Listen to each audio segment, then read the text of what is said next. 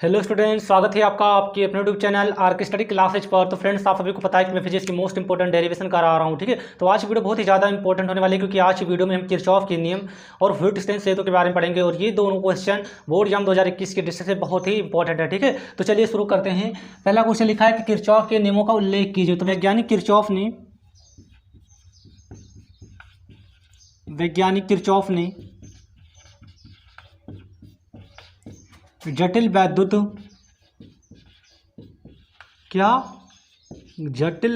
परिपथ के लिए विद्युत धारा के संबंध में, किसके संबंध में? विद्युत धारा के संबंध में निम्नलिखित कितने नियम प्रतिपादित किए? निम्नलिखित दो नियमों का प्रतिपादन किया। ठीक है, इसमें से पहला नियम था हमारा क्या? पहला नियम था हमारा धारा का नियम। ठीक है, पहला नियम यानी कि धारा नियम।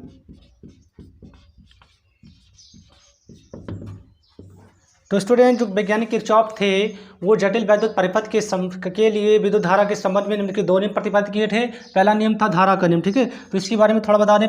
जो पहला नियम धारा का नियम किरचॉफ ने दिया था, इस नियम के अनुसार लिखेंगे आप लोग, इस नियम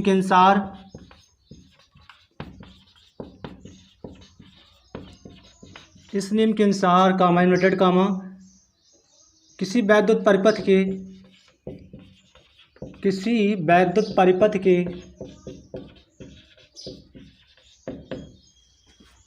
किसी संधि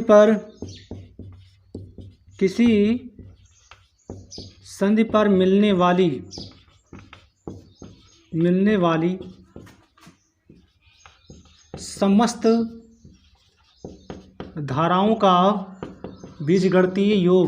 समस्त धाराओं का बीजगणितीय योग क्या? किसी वैद्युत परिपथ के किसी संधि पर मिलने वाली समस्त धाराओं का बीजगणितीय योग कितना होता है? 0 होता है। ठीक है, तो ये हमारा था पहला नियम। इसी इन्वर्टर को हम बंद कर देते हैं। ठीक, इन्होंने क्या बताया इस नियम के अनुसार कि किसी वैद्युत परिपथ के किसी संधि पर मिलने वाली समस्त धाराओं का जो बीजगणितीय योग होता है वो 0 होता है। ठीक है, क्या? इसे एक सूत्र होता है सिग्मा i = 0। ठीक है, वो इसी के माध्यम से ये निकल के आया। ठीक है, यानी कि किसी वैद्युत परिपथ में किसी संधि पर बहने वाली समस्त धाराओं का बीजगणितीय योग 0 होता है। ठीक है, इसके लिए छोटा सा फिगर बता देते हैं, अभी समझ में आ जाएगा। ये माना कि कोई संधि है। ठीक, ये क्या है हमारा? कोई संधि, और यहाँ पे धाराएं आ रही हैं इस तार से, एक तार इधर, एक तार इधर। ठीक है, कुछ इस प्रकार से। ठीक, अब ध्यान देना, एक धारा तो ये हमारा हो गई, एक धारा ये हो गया, एक धारा ये हो गया, और एक धारा ये हो गई, एक धारा ये हो गई। लेकिन ध्यान दोगे तो पाओगे यहाँ पे कि 3 धाराएं, 1 2 3, ये तीनों धाराएं संधि की ओर आ रही हैं, और 2 धाराएं संधि की बाहर जा रही हैं, संधि से दूर जा रही है। ठीक है, इसे I1 नाम दे देते हैं, इसे I2, इसे I3, इसे I4 और इसे I5। ठीक है, यानी I1, I2 और I3 जो धाराएं हैं वो संधि की ओर आ रही हैं, और I4 और I5 जो धाराएं हैं वो संधि से दूर जा रही हैं। तो इसके संबंध में उन्होंने क्या बताया कि संधि की ओर आने वाली धाराएं धनात्मक तथा संधि से दूर जाने वाली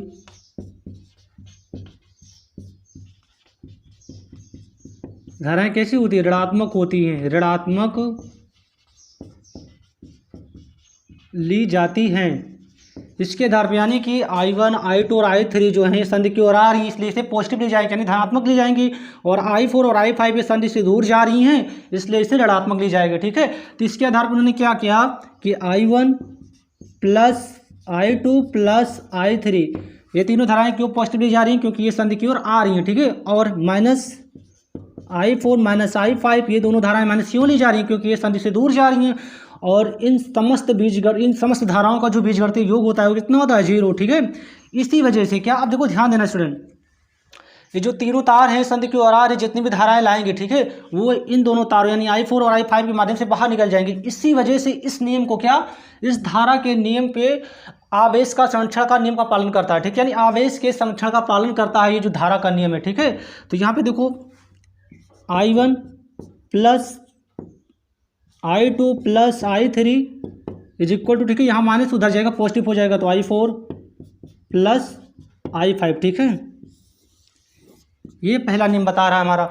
और नोट पॉइंट लिखना चाहो तो यहाँ पे लिख सकते हो, क्या, यहाँ पे नोट लिख दो, यानी इस नियम को संधि का नियम भी कहते हैं। कौन सा नियम, संधि का नियम भी कहते हैं। और दूसरा पॉइंट लिख लेना कि यह आवेश के संरक्षण का पालन करती है, ठीक है, क्या करती है, पालन करती है। ये तो हमारा पहला नियम था, ठीक है। एक नंबर में हमेशा क्वेश्चन पूछा जाता है कि आवेश के संरक्षण का कौन सा नियम पालन करता है, तो यह बता देना किरचॉफ के पहला नियम या धारा का नियम या संधि का नियम, ठीक है। और जब पूछता आती है लघुत्तरीय प्रश्नों में 2 नंबर पूछा जाता है, आप धारा का नियम लिखिए या संधि का नियम क्या है बताइए, ठीक है। तो आपको ये लिखना होगा, ठीक है, यानी यहाँ से लेके यहाँ तक लिख लेना और ये फिगर बना देना, बस इतना लिख लेना, ठीक है। उसके बाद दूसरा नियम हमारा क्या है, दूसरा नियम हमारा है वोल्टता का नियम। कौन सा नियम, वोल्टता का नियम, वो भी बहुत ईजी है, बस थोड़ा सा ध्यान देना, ठीक है। दूसरा नियम हमारा है वोल्टता का नियम। दूसरा नियम वोल्टता का नियम, ठीक है। तो लिख देना इस नियम के अनुसार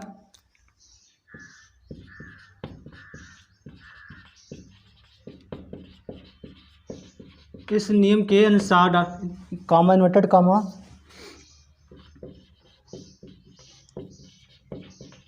किसी वैद्युत परिपथ के प्रत्येक बंद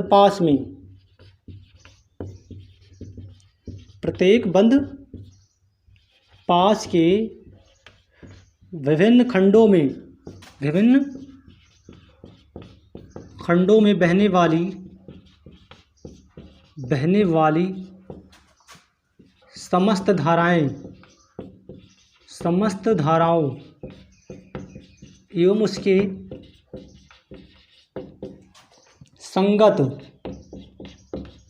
संगत प्रतिरोधों, क्या स्टूडेंट, संगत प्रतिरोधों के गुणनफलों का जो बीजगणितीय योग होता है, बीजगणितीय योग उस बंदपाश के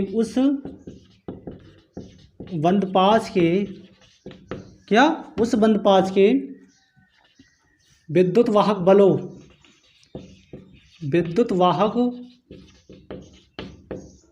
बलों के बीजगणितीय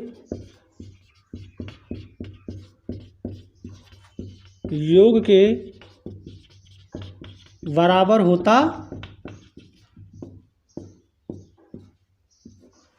है, ठीक है। यानी यूनिट का क्लोज कर दो।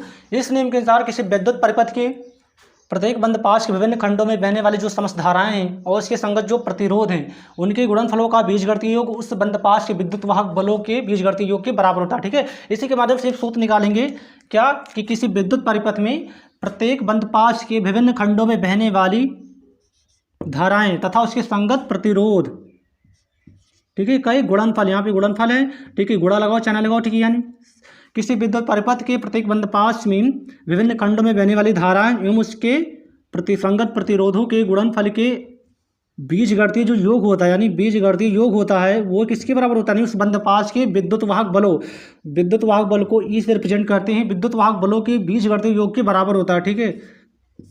तो कुछ इस प्रकार से, ठीक है, यानी कि प्रत्येक बंदपाश, यानी जो विद्युत परिपथ है, किसी विद्युत परिपथ के प्रत्येक बंदपाश में प्रत्येक खंड में प्रत्येक बंदपाश के विभिन्न खंडों में जो बहने वाली धारा है, विद्युत धारा, उसके संगत जो प्रतिरोध है उसके बीजगणितीय उनके गुणनफल का बीजगणितीय योग उस बंदपाश के विद्युत वाहक बलों के बीजगणितीय योग के बराबर होता है, ठीक है। इसके लिए एक छोटा सा फिगर है, बहुत प्यारा सा फिगर है, अभी आपको समझ में आएगा, ध्यान से देना, ठीक है। ये कुछ इस प्रकार से बना लेते हैं फिगर, ठीक है। ये यहाँ पे प्रतिरोध मान लिया, ठीक है। कुछ इस प्रकार से यहाँ पर भी अभी पर प्रतिरोध मान लिया, ठीक है। और नीचे प्रतिरोध केवल माना है, सेल नहीं जोड़ा है, कुछ इस प्रकार से, ठीक है। इसे हमने नाम दे दिया A B C D E F, ठीक है। अब देखना जो धारा बह रही है इसे प्लस मान लो और इसे माइनस, ठीक है। अब देखना जो धारा बह रही है यहाँ पे बह रही है I1, ठीक है, और यहाँ पे बह रही है I2, ठीक है। अब देखना ये जो है यहाँ पे जो विद्युत वाहक बल है वो E1 है, ठीक है, और यहाँ पे जो विद्युत वाहक बल है वो E2 है, ठीक। अब देखना इसके संगत प्रतिरोध क्या है, R1 है, ठीक है। प्रतिरोध को R से रिप्रेजेंट करते हैं, ठीक है। और I2 के संगत प्रतिरोध क्या है, R2, ठीक है। अब देखो एक धारा इधर आ रही है, ठीक है, और एक धारा इधर आ रही है। यहाँ पर भी I1 बहेगी धारा और यहाँ पे I2, ठीक है। लेकिन ये दो धाराएं जब आएंगी यहाँ पे, यानी ए बी से होते हुए यहाँ पे जब आएगी कुछ इस प्रकार से, तो यहाँ पे जो धाराएं होंगी वो हो जाएगी I1 प्लस I2, ये दोनों धाराएं जुड़ जाएंगी, ठीक है। और इसके संगत जो प्रतिरोध है वो क्या है, R3, ठीक है। कुछ इस प्रकार से देखो, लेकिन धाराएं जो हैं, धाराएं कुछ इस प्रकार से रोटेट होंगी, ठीक है, कुछ इस प्रकार से रोटेट होंगी। अब देखो दो बंद पास बन गए, एक बंद पास तो हमारा ये है, यानी एक बंद पास हमारा ये A B E F A में, ठीक है, और दूसरा बंद पास है B C D E B में, ये हमारा दूसरा बंद पास है, ठीक। तो हम यहीं पे लिखेंगे कि बंद पास A B E F A के लिए, ठीक है। तो लिखेंगे ए बंद पास A B E F A के लिए, ठीक। अब यहाँ पे देखो क्या हो रहा है, ठीक है, यानी कह रहा है कि किसी विद्युत परिपथ के प्रत्येक बंद पास में विभिन्न खंडों में बहने वाली समस्त धाराएं, यहाँ पे धारा क्या है I1, ठीक है। तो यहाँ पे लिखूँ I1, इसके संगत प्रतिरोध क्या है, उसके संगत प्रतिरोधों के गुणनफल, ठीक है, तो गुणे लगाओ। उसके बाद संगत प्रतिरोध क्या है, I1 का संगत प्रतिरोध क्या है, R1। समझो, अभी पूरे समझ जाओगे, ध्यान देना तभी समझ में आएगा, ठीक है। I1 का संगत प्रतिरोध क्या है, R1, ठीक है। तो लिखो यहाँ पे R1, ठीक है। फिर देखो धाराएं तो मिल नहीं रही हैं, ठीक है, धारा इधर जा रही है, धारा इधर जा रही है, ठीक है। तो यहाँ पे प्लस मान लो, यहाँ पे भी माइनस, ठीक। अब देखो I2 लिखेंगे माइनस I2 गुणनफल, ठीक है। और इसके संगत प्रतिरोध क्या है, R2 है, तो लिखेंगे R2, ठीक। R2 इक्वल टू, ठीक है, विद्युत वाहक बल की E1 और यहाँ पे है E2, ठीक है। तो लिखेंगे E1 माइनस E2, ठीक। इसे समीकरण नंबर 1 मान लिया। अब देखो क्या इसी नियम के आधार पर सूत्र निकल के आया क्या, कि प्रत्येक बंद पास में जो प्रत्येक बंद पास के विभिन्न खंडों में बहने वाली जो धाराएं हैं और इसके संगत प्रतिरोध R1 का समस्त बीजगणितीय योग जो होता है उसकी विद्युत, उस बंद पास की विद्युत वाहक बलों की बीजगणितीय योग के बराबर होता है। यानी निकल के आ गया I1 into R1 minus I2 into R2 मान लिया, अच्छा, ठीक है, बराबर E1 माइनस E2। ये तो हमारा था बंद पास A B E F A के लिए, ठीक है। अब ठीक इसी प्रकार से निकालेंगे बंद पास B C D E B के लिए, ठीक है। तो लिखेंगे बंद पास V C D E V के लिए। अब इसके लिए क्या सूत्र होगा वो भी देख लो, ठीक है। अब देखना यहाँ पे जो धाराएं हैं, अब देखो इसकी बात नहीं कर रहे हैं, इसकी बात कर रहे हैं B C D E B की बात कर रहे हैं, ठीक है। तो यहाँ पे धारा I2 के संगत धारा, मतलब जो धारा बह रही है I2 के संगत प्रतिरोध क्या है, R2 है, ठीक है। तो लिखेंगे I2 इंटू R2, ठीक है। उसके बाद माइनस लगाएंगे, ठीक। उसके बाद देखो जो यहाँ पे धारा बह रही है, इस तार यानी इस खंड में जो धारा बह रही है वो I1 प्लस I2 बह रही है, ठीक है। ध्यान दिखाई दे रहा होगा आपको कि इस खंड में I2 धारा बह रही है और इस खंड में I1 धारा बह रही है, लेकिन इस खंड में I1 व प्लस I2 धारा बह रही है, ठीक है। तो लिखेंगे यहाँ पे I1 प्लस I2 और इसके संगत जो प्रतिरोध है वो है R3, ठीक है। तो इंटू R3 इक्वल टू, और यहाँ पे जो विद्युत वाहक बल है वो केवल E2 है, इसकी बात नहीं, ये तो पहले बंद पास के लिए था, ये दूसरे बंद पास की बात कर रहा है। तो यहाँ पे क्या है E2, ठीक है। तो यहाँ पे लिख दो E2। तो कुछ इस प्रकार से हमारा किरचॉफ के नियमों का जब उल्लेख कीजिएगा, पूछेगा, तो आपको पहला नियम और दूसरा नियम लिखना होगा, ठीक है। और एक बात ध्यान देना स्टूडेंट, इस नियम को यानी धारा का मतलब ये क्या है, दूसरे नियम यानी वोल्टता के नियम को, जो वोल्टता का नियम है वो ऊर्जा के संरक्षण को व्यक्त करता है, ऊर्जा के संरक्षण को व्यक्त करता है। ये ध्यान देने वाली बात है स्टूडेंट, ठीक है, व्यक्त करता है। आप लोग इसे माइंड में बिठा लो कि पहले नियम को हम आवेश का संरक्षण का पालन करता है और दूसरा नियम जो है हमारा वो ऊर्जा के संरक्षण का पालन करता है। ठीक है, तो कुछ इस प्रकार से हमारा पहला क्वेश्चन कंप्लीट हो गया। ठीक है, किरचॉफ के नियमों को उल्लेख करना है, तो आपको बताना है कि वैज्ञानिक किरचॉफ ने जटिल वैद्युत परिपथों के लिए विद्युत धारा के संबंध में निम्नलिखित दो नियमों का प्रतिपादन किया। पहला नियम धारा का नियम, ठीक है, और उसे संधि के नियम से भी जाना जाता है। और संधि के नियम की खास बात यह है कि उसे आवेश के संरक्षण का पालन करती है। तो पहला नियम क्या था हमारा कि किसी विद्युत परिपथ के विभिन्न खंडों में या किसी विद्युत परिपथ के किसी संधि पर मिलने वाली समस्त वैद्युत बल यानी समस्त वैद्युत धाराओं का जो बीजगणितीय योग होता है वो कितना होता है, 0 होता है। ठीक है, और दूसरा नियम बताया कि वोल्टता का नियम, इस नियम के अनुसार किसी विद्युत परिपथ के प्रत्येक बंदपाश के विभिन्न खंडों में बहने वाली विद्युत धाराएं हैं उसके संगत प्रतिरोधों के गुणनफल का बीजगणितीय योग उस बंदपाश में विद्युत वाहक बलों के बीजगणितीय योग के बराबर होता है। ठीक है, तो कुछ इस प्रकार से हमारा ये सूत्र निकल गया है। उसके बारे में मैंने ये बताया कि बंदपाश ABEF के लिए, ठीक है, तो इसकी बात कर रहे हैं, धारा इस तरह से रोटेट होंगी। ठीक है, तो उम्मीद करता हूँ ये आपको समझ में आ गया होगा। दूसरा क्वेश्चन हमारा क्या है कि व्हिटस्टेन सेतु। ठीक है, क्या व्हिटस्टेन सेतु, तो उसके बारे में लिखेंगे। पहले से मिटा देते हैं, वीडियो चलेगी तो लाइक करना। ठीक है, दूसरा क्वेश्चन हमारा क्या है कि व्हिटस्टेन सेतु क्या है। ये भी क्वेश्चन बहुत ही ज़्यादा इंपॉर्टेंट है, पूछा जाता है।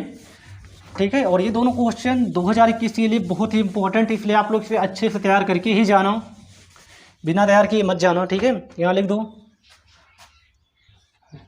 व्हिटस्टेन सेतु क्या है।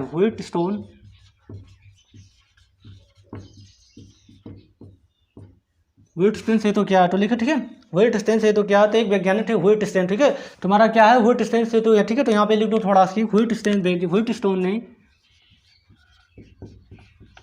वैज्ञानिक व्हिटस्टेन ने एक ऐसी व्यवस्था का आविष्कार किया, एक ऐसी व्यवस्था का आविष्कार किया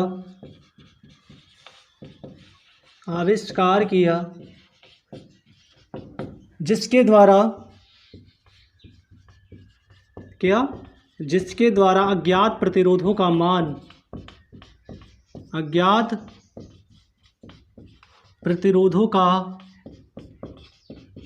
मान आसानी से ज्ञात किया जा सके। ठीक है, प्रतिरोधों की इस व्यवस्था को क्या,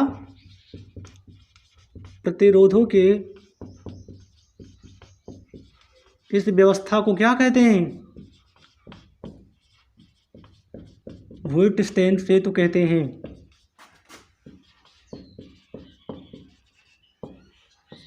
ठीक है, यानी जो वैज्ञानिक व्हिटस्टेन ने उन्होंने एक ऐसी व्यवस्था का आविष्कार किया जिसके द्वारा किसी अज्ञात प्रतिरोधों का जो मान होता है वो आसानी से ज्ञात किया जा सकता है। ठीक है, और प्रतिरोधों की इस व्यवस्था को ही व्हिटस्टेन सेतु कहते हैं। ठीक है, अब इसके सिद्धांत की बात करते हैं। ठीक, यहाँ पे लिख दो सिद्धांत।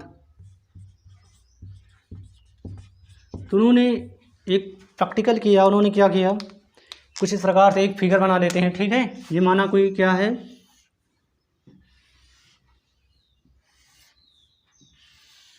ठीक है, और देखो ये इस पे जो है प्रतिरोध क्या है, 4 पे प्रतिरोध लगा हुआ है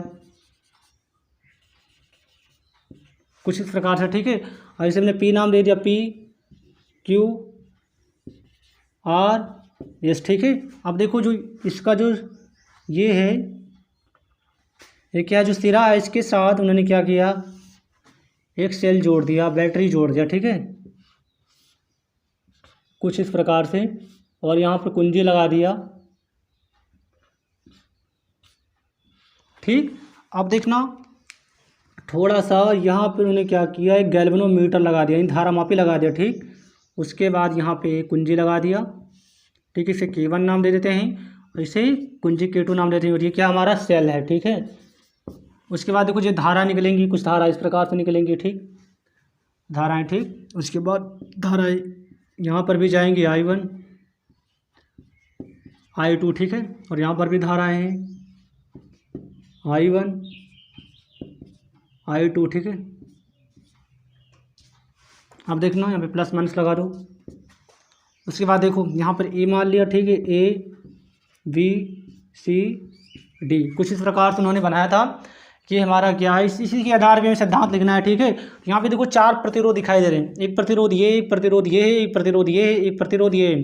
तो इन 4 प्रतिरोधों को, ठीक है, इन 4 प्रतिरोधों को क्रमशः इस प्रकार से जोड़ा जाए कि श्रेणी क्रम में इस प्रकार से जोड़ा जाए कि एक चतुर्भुज यानी ABCD एक चतुर्भुज है ना, चतुर्भुज का निर्माण करे। ठीक है, अब चतुर्भुज के जानते हो आप लोग कि चतुर्भुज में 2 विकर्ण होते हैं। ठीक है, तो चतुर्भुज के पहले विकर्ण यानी चतुर्भुज के पहले विकर्ण BD को क्या किया, धारामापी J से और कुंजी K1 से जोड़ दिया, तथा दूसरे विकर्ण को क्या किया, A और C के विकर्ण को क्या किया, बैटरी और कुंजी 2 से जोड़ दिया। ठीक है, इतना किया।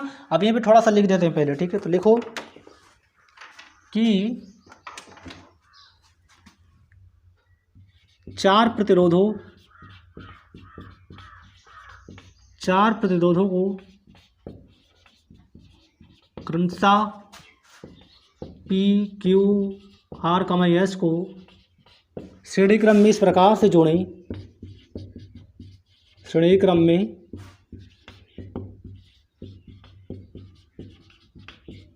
इस प्रकार से जोड़ें कि इनसे एक चतुर्भुज बन जाए। क्या बन जाए, चतुर्भुज बन जाए। चतुर्भुज के पहले विकर्ण को क्या, पहले विकर्ण को किससे जोड़ दिया, धारामापी व कुंजी K1 से जोड़ दिया, तथा दूसरे विकर्ण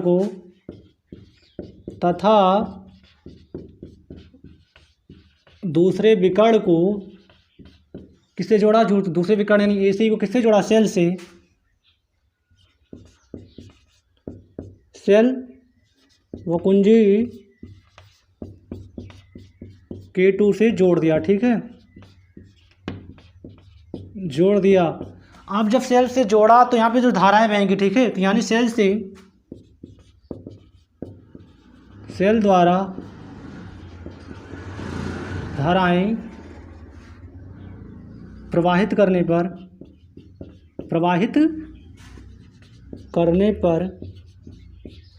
प्रतिरोधों के मान इस प्रकार से समायोजित किए जाएं, इस प्रकार से समायोजित का मतलब रखने से, ठीक है, समायोजित किए जाएं कि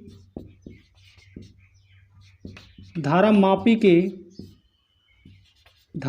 के मान में कोई विक्षेप उत्पन्न ना हो, कोई विक्षेप उत्पन्न ना हो। अब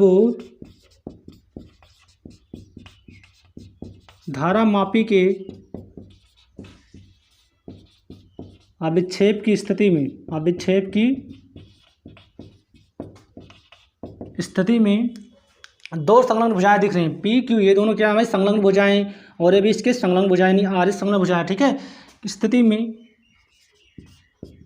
2 संलग्न भुजाओं के प्रतिरोधों का अनुपात, 2 संलग्न भुजाओं के प्रतिरोधों का अनुपात शेष 2 संलग्न भुजाओं के प्रतिरोधों के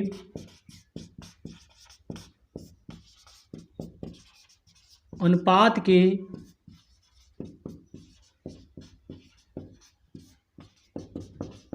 बराबर होता है। यानी क्या कह रहा है कि ये हमारा क्या है, 4 प्रतिरोधों को क्या, P Q R S क्रमशः 4 प्रतिरोधों को श्रेणी क्रम में इस प्रकार से जोड़ें कि एक चतुर्भुज बन जाए। ठीक है, यानी चतुर्भुज ABCD बन गया। ठीक है, चतुर्भुज के पहले विकर्ण यानी पहले विकर्ण BD को किससे जोड़ दिया, धारामापी व कुंजी K1 से जोड़ दिया। ठीक है, अब क्या करना है कि चतुर्भुज के दूसरे विकर्ण यानी AC को क्या किया, सेल से जोड़ दिया, बैटरी से जोड़ दिया और कुंजी K2 से जोड़ दिया। ठीक है, अब सेल से जब धारा प्रवाहित करेंगे तो सेल से धारा इस प्रकार से प्रवाहित की जाए, जो धाराएं इस प्रकार से प्रवाहित की जाएं कि प्रतिरोधों के मान यानी इसके मान में इस प्रकार से समायोजित किए जाएं कि जो धारा मापी दिखाई दे रहा है गैल्वेनोमीटर, इसके में कोई विक्षेप ना उत्पन्न हो। ठीक है, विक्षेप का मतलब जो गैल्वेनोमीटर हमारा कुछ इस प्रकार से होता है। ठीक है, यहाँ पे 0 होता है, 1 1 2 2। ठीक है, तो कुछ इस प्रकार से हमारा गैल्वेनोमीटर अगर 0 पे है, ठीक है, तो ये हमारा मतलब ये विक्षेप नहीं उत्पन्न है, अविक्षेप की स्थिति में। ठीक है, तो ठीक उसी प्रकार से किया है, जब 0 पे रहेगा तो ये अविक्षेप की स्थिति में, धारा मापी की अविक्षेप की स्थिति में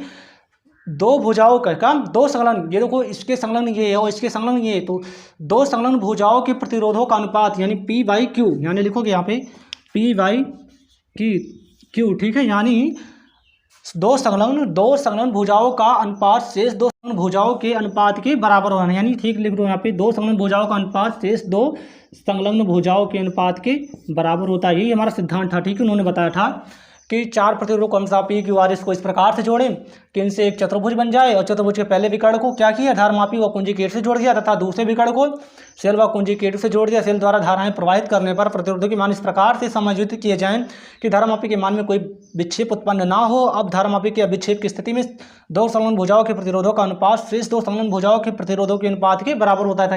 ये हमारा था व्हिटस्टेन सेतु का सिद्धांत। ठीक है, अब इसके प्रूफ की बात करते हैं, यानी इन्होंने सिद्ध कैसे किया, इसे मिटा देते हैं। उम्मीद करता हूँ आप लोगों को समझ में आएगा। अगर आप लोगों को बिल्कुल भी समझ में आया तो कमेंट कर देना, कमेंट बॉक्स आप ही के लोगों के लिए बना होता है। ठीक है, अब इसे प्रूफ कर देते हैं, अब इस सब कुछ क्लियर हो जाएगा।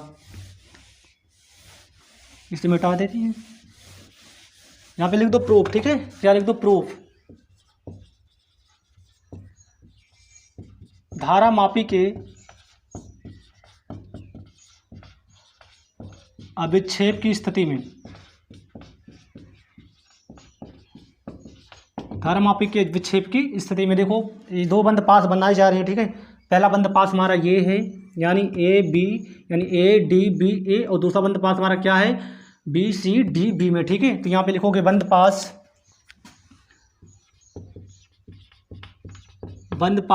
ABDA में। ठीक है, बंद पास ABDA में किरचॉफ के दूसरे नियम से, किरचॉफ के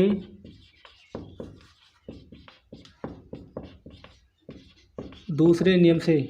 ठीक है, यानी बंद पास ABDA में किरचॉफ का दूसरे नियम से क्या करेंगे, किरचॉफ का दूसरा नियम क्या था हमारा, क्या था आपको पता है कि प्रत्येक बंद पास के विभिन्न खंडों में बहने वाली जो धाराएं उसके संगत जो प्रतिरोध है उसके गुणनफल के जो अनुक्रमात उसके गुणनफल के बीजगणितीय योग होता है उसके विद्युत वाहक बल के बराबर होता है, विद्युत वाहक बल के बीजगणितीय योग के बराबर होता है। ठीक है, तो कुछ इस प्रकार से लिखेंगे, तो लिखेंगे क्या, देखो I1 के संगत प्रतिरोध क्या है, P है। ठीक है, तो लिखेंगे I1 इंटू P। ठीक है, उसके बाद क्या है, माइनस लगाओ, उसके बाद क्या है I2 के संगत प्रतिरोध क्या है, R है। ठीक है, तो लिखो ये पे I2 इंटू R। अब देखो यहाँ पे कोई सेल लगा है, यानी BDA में कोई सेल लगा है, नहीं लगा सेल, यहाँ पे लगा, तो यानी जाहिर सी बात यहाँ पे 0 हो जाएगा। ठीक है, देखो बंद पास ABDA की बात कर रहा हूँ। ठीक है, इसकी बात नहीं कर रहा हूँ, यानी ABDA की बात कर रहा हूँ। तो I1 के जो संगत प्रतिरोध है P है और I2 के संगत प्रतिरोध R है। ठीक है, तो मैंने वही लिखा I1 इंटू P मैंने I2 इंटू R बराबर 0। ठीक है, अब देखो I1 क्या लिखा, I1 और P को रोकेंगे, बाकी सबको ट्रांसफर कर देंगे। तो लिखो यहाँ पे I1 इंटू P बराबर, यार देखो माइनस में उधर जाएगा प्लस में हो जाएगा। ठीक है, तो I2 इंटू I से समीकरण नंबर 1 मान लेते हैं। ठीक है, उसी प्रकार से हम लिखेंगे बंद पास BDCB में। ठीक है, तो बंद पास BDCB में किरचॉफ के दूसरे नियम से, किरचॉफ के दूसरे नियम से मैंने अभी भी पढ़ा है किरचॉफ का दूसरा नियम। ठीक है, तो यहाँ पे लिखोगे I1 के संगत प्रतिरोध क्या है Q और I2 के संगत प्रतिरोध क्या है, यस। तो लिखो यहाँ पे I1 के संगत प्रतिरोध क्या है Q माइनस I2 के संगत प्रतिरोध क्या है, यस। ठीक है, बराबर यहाँ पे कोई सेल लगा है, यहाँ पर भी सेल नहीं लगा है, सेल यहाँ पे लगा है। ठीक है, तो यहाँ पर भी सेल नहीं गया तो इसका मतलब 0 हो जाएगा। ठीक है, और यहाँ पे देखो I1 इंटू Q को रोकोगे, बाकी सबको ट्रांसफर करोगे तो ये माइनस में उधर जाएगा प्लस में हो जाएगा। ठीक है, तो I2 इंटू ऐसे समीकरण नंबर 2 मान लेते हैं, ठीक है। उसके बाद क्या करना है, बस खत्म हो गया, बस थोड़ा सा बचा है, मल्टीप्लिकेशन करना है, ठीक है। तो यानी समीकरण 1 को क्या करेंगे, समीकरण 1 डिवाइडेड यानी भाग करना है, ठीक है, डिवाइडेड बाई समीकरण 2, ठीक है। यानी समीकरण 1 को 2 से भाग कर दो, ठीक है। तो यहाँ पे लिख दो क्या कि